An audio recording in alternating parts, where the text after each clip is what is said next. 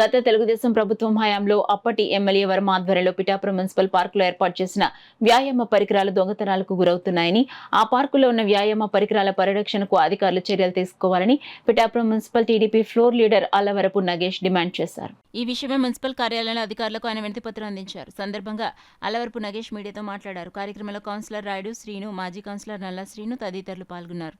అవి కౌన్సిల్లో గొడవ పెట్టగా గత ప్రభుత్వంలో అవన్నీ తుప్పటిపై పక్కన ఉన్నాయి తీసి బిగించడం జరిగింది. అది తెలుగుదేశం నాయకులు, తెలుగుదేశం కౌన్సిలర్స్ అడగడం వల్ల అవి బిగించారు వైసీపీ గవర్నమెంట్లో.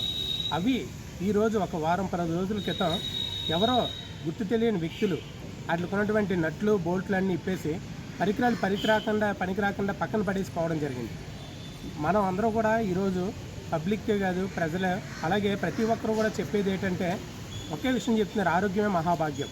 అంటే వ్యాయామం చేయమంటున్నారు, వాకింగ్ చేయమంటున్నారు. ఈ జనాలందరూ కూడా పొద్దుట సాయంత్రం కూడా పబ్లిక్, పట్టణంలో ఉన్నటువంటి పబ్లిక్, పెద్దలు చిన్నలు పిల్లలు ప్రతి ఒక్కరూ, ముఖ్యంగా స్త్రీలు, వాళ్ళందరూ కూడా చాలా ప్రాబ్లమ్స్ తోటి, స్త్రీలు చాలామంది ప్రాబ్లమ్స్తో మనం ఫేస్ చేయడం మన ఇళ్లలో కూడా మనం చూస్తున్నాం. వాళ్ళందరూ ఆరోగ్యం బాగు చేసుకోవాలని ప్రతిరోజు అక్కడికి వెళ్ళి వాకింగ్ చేసి వ్యాయామం చేయడం జరుగుతుంది. అలాంటి పరికరాలు కనిపించకుండా పోయాయి, ఈరోజు పనికి రాకుండా పోయాయి. వర్షాలు తుప్పట్టిపోతున్నాయి. 10 రోజుల నుంచి కూడా మున్సిపల్ అధికారులు కానీ ఎవరు కూడా పట్టించుకునే పరిస్థితి లేదు. దాని మీద మేము ఈరోజు టీడీపీ కౌన్సిలర్ అందరూ కూడా కమిషనర్కి ఒక వినతిపత్రం ఇవ్వడం జరిగింది. అవి ఎవరు పట్టుకుపోయారో ఎంక్వైరీ చేసి అవి తక్షణమే బిగించి ప్రజలకు అందుబాటులో తీసుకురావాలని చెప్పి కోరడం కూడా జరిగింది.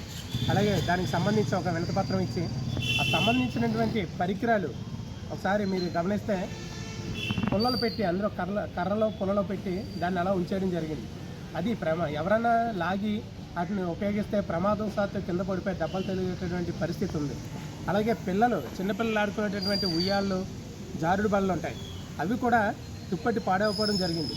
అక్కడ ఇసుక వేసి వాళ్ళకి అందుబాటులో తీసుకురామని ఈరోజు మున్సిపల్ కమిషనర్ని ఈ వినతిపత్రం ద్వారా కొనడం జరిగింది.